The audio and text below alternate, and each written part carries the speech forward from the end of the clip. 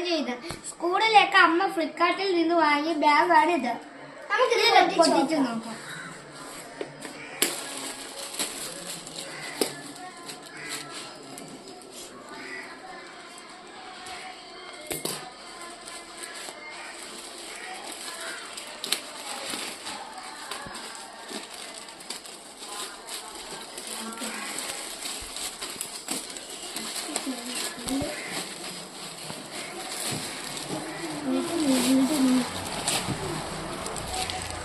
ഇതാണ് ബാഗ്. നല്ല ഭംഗിയുണ്ട്.